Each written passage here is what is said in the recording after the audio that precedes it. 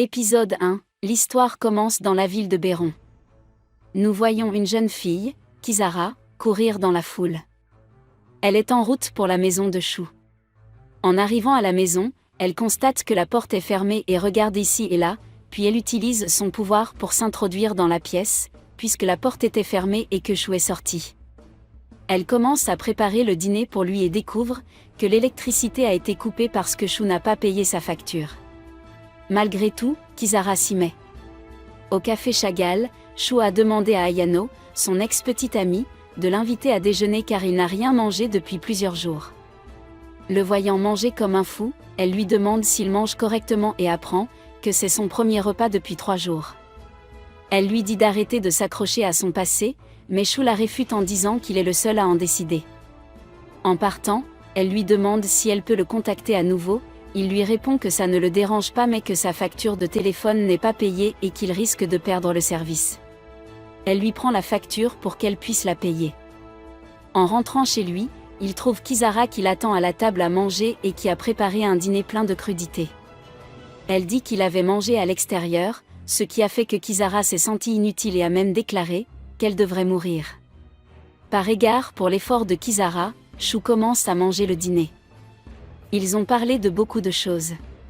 Kisara remarque que Shu a le parfum de certaines femmes, mais Shu ment en disant qu'il l'a peut-être simplement croisé en ville.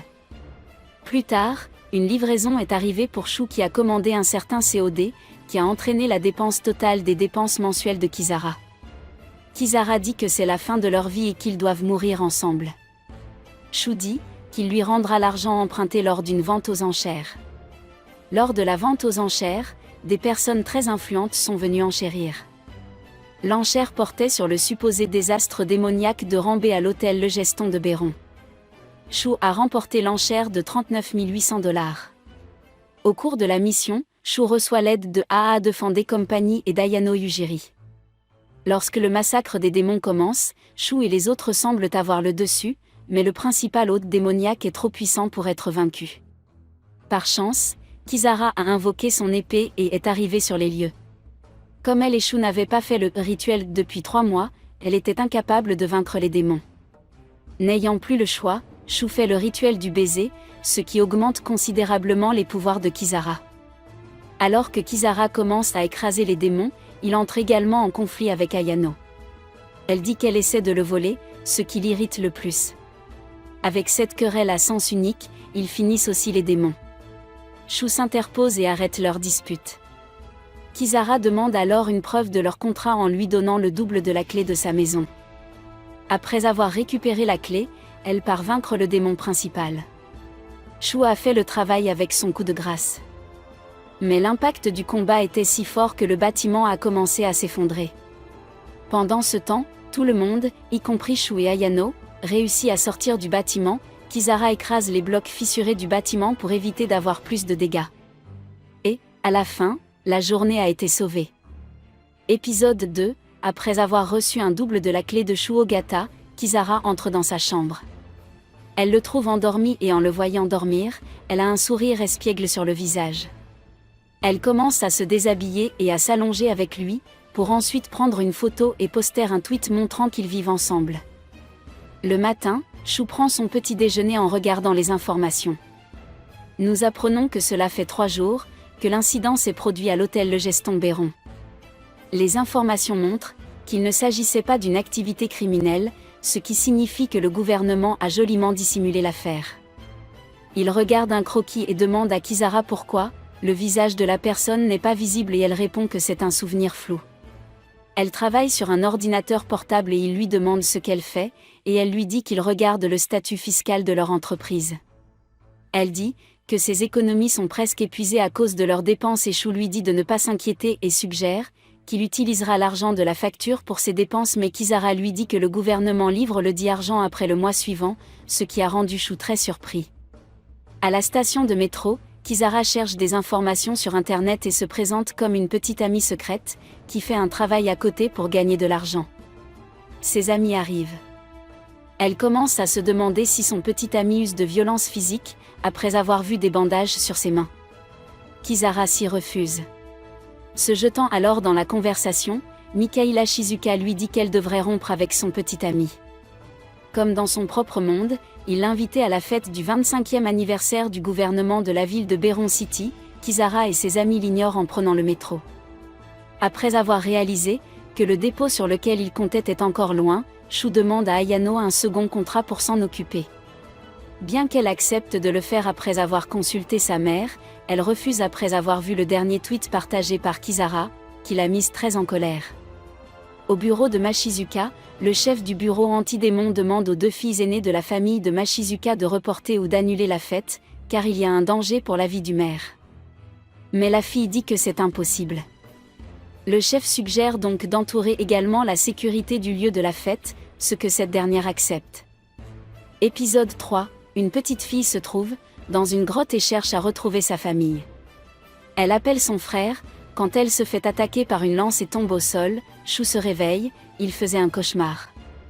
Il dit que ses parents et sa sœur Kana lui manquent et qu'il se souvient encore d'eux. Il regarde sa photo de famille sur laquelle Kisara a également collé sa propre photo. Ensuite, un homme s'enfuit avec un noyau et est poursuivi par des gardes, qui lui tirent dessus. Il reçoit un appel de quelqu'un, qui parle du budget de Soul et de certains plans qu'il peut utiliser. Il prend le plus fort et le téléphone scintille. Kisara et Shu mangent ensemble et pendant qu'elle lit les nouvelles, ils apprennent qu'il y a une panne de courant massive dans la ville, et Kisara s'inquiète de savoir comment elle va aller à l'école. Shu reçoit une lettre et, après l'avoir lue, dit à Kisara qu'elle n'a plus le temps d'aller à l'école. Certaines personnes discutent de l'homme du début, son nom est Tatsumi Hayato, et il est mort il y a 3 ans, ils en déduisent qu'il doit être un espion d'un autre pays. Et se demandent s'il n'était pas à la recherche de la technologie de raffinage de l'orgonium.